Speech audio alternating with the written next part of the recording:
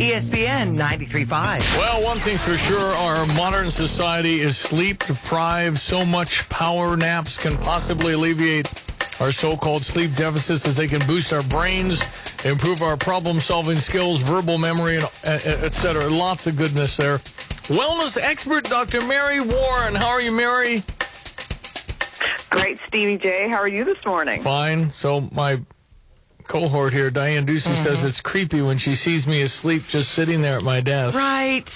So I'm just sitting there. I'm leaning back. I'm not putting my feet up. I just close It's like my when eyes. you walk in the office, you're not sure whether to start a conversation. Do you say, excuse me? Do you just walk out and I wake right up. Anyway, people are sleep deprived, I suppose, and power naps do what? And what is a power nap? Well, probably a power nap is anything that's 20 minutes or less. And Diane, I mean, you're probably good to in a good working cohort to just walk out and let him have a quick nap there like that. Thank you. 20 minutes or less lets us really just recharge and decompress. The longer we nap, the higher the executive function can be in terms of, a 60 to 90-minute nap really allows us to get into a reset for the brain and can definitely help with higher-level problem-solving skills.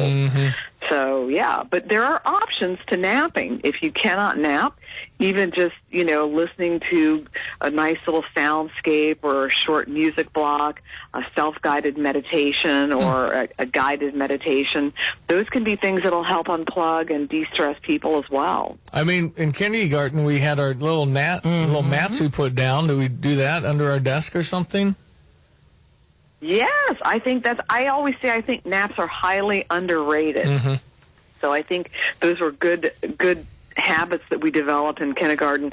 And of course, when we're small and developing like that, we need time to recharge. I mean, if any of you have kids, you know that kids sleep like crazy. And that's so that we can really recharge and rebuild.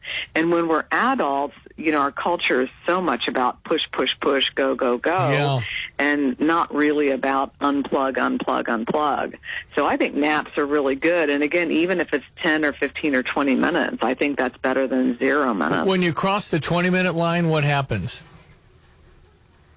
Well, according to research, when you cross the 20-minute line, you start to get more into like creativity and helping with memory. Again, it's more of what I would consider like higher. You start into more higher executive function versus lower skills. But hey, for many of us, those lower skills like mental alertness and better memory and better motor learning skills are absolutely important and very much appreciated.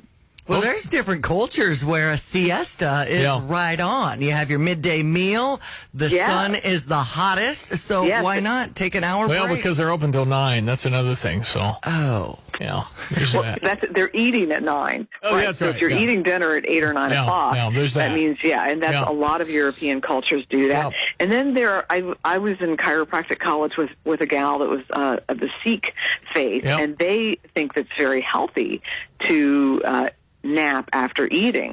So, I mean, it really just depends on the culture and where you're from and how you've been raised. Dr. Mary Warren. I think in general, Americans need to do a little more to unplug. Where do people find you, Mary? Can they connect with you? Dr. Mary, it's DRMARY at road-warrior-wellness.com.